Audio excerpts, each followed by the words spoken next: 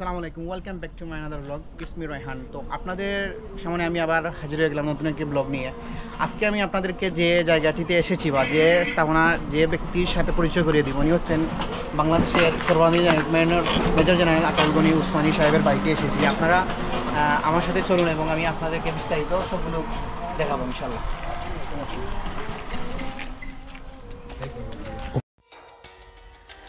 পাকিস্তানিরা তাকে ডাকত পাপা টাইগার। তার নাম শুনলে কাঁপন ধরত পাকিস্তানি ক্যান্টনমেন্টে। কর্মজীবনে ছিলেন তিনি 3টি দেশের সেনাবাহিনীর অফিসার। 1942 সালে তৎকালীন ব্রিটিশ সাম্রাজ্যের ইতিহাসের সর্বকনিষ্ঠ মেজর ছিলেন তিনি, এবং একটি দেশের মুক্তিযুদ্ধে তিনি ছিলেন প্রধান সেনাপতি। একটি দেশকে স্বাধীনতা এনে দেওয়ার রণাঙ্গনের অন্যতম মহারথী। তিনি ছিলেন একটি দেশের সেনাবাহিনীর সেনাপ্রধান। তিনি আর কেউ নয়, তিনি হলেন আমাদের সিলেটের গর্ব, সিলেটের রত্ন, সিলেটের কৃতি সন্তান মোহাম্মদ আতাউল গনি উসমানী।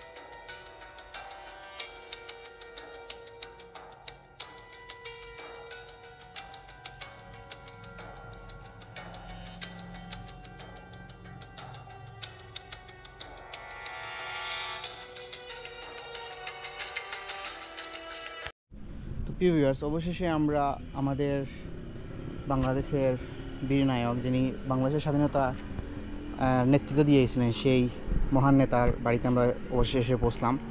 আমরা এখন কিছু ওনার সম্পর্কে জেনে নেব, ওনার আপন ভাতিজা সাথে।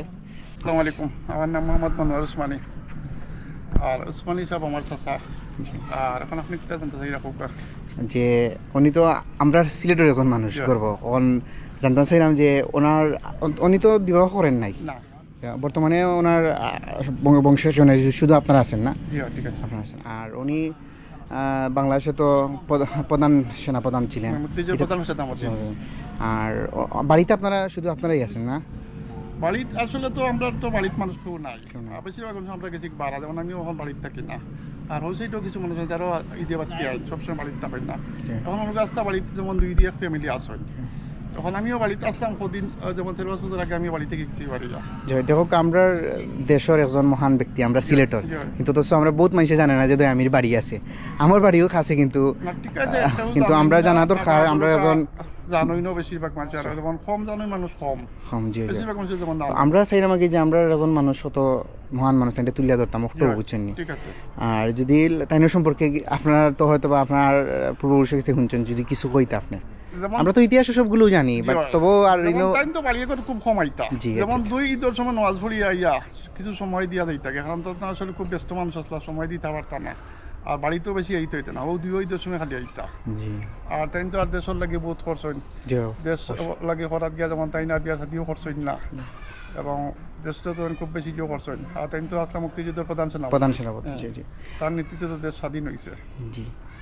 আর তাইনোর নামটাও শনাক্ত করে ইতিহাসের পাতায় লেখা আছে। আর ইনশাআল্লাহ যেমন বিশ্ব তার নাম বিভিন্ন দেশে আছে। জি জি, আচ্ছা, তাতে আপনার অশেষ ধন্যবাদ। আমরা মূল্যবান সময় দেওয়ার জন্য। আসসালামু আলাইকুম। ওকে, আসসালামু আলাইকুম। উসমানীর জন্ম 1918 সালের 1 সেপ্টেম্বর সুনামগঞ্জে হলেও ওনার পৈতৃক বাড়ি সিলেট জেলার বালাগঞ্জ থানার দয়ামির ইউনিয়নে। তার পিতা খান বাহাদুর মফিজুর রহমান এবং মাতা জবেদা খাতুন। খান বাহাদুর মফিজুর রহমানের 2 ছেলে ও 1 মেয়ের মধ্যে সবার ছোট ছিলেন উসমানী।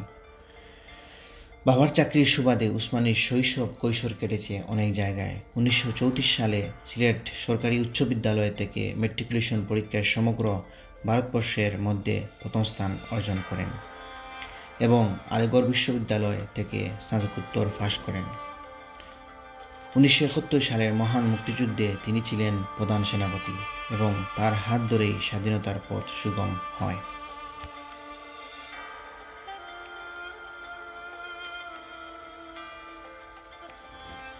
এই বীর পুরুষ আজীবন চিরকুমার হয়ে থেকেছিলেন এবং শেষ জীবনে মেঝেতে চাদর বিছিয়ে ঘুমাতেন।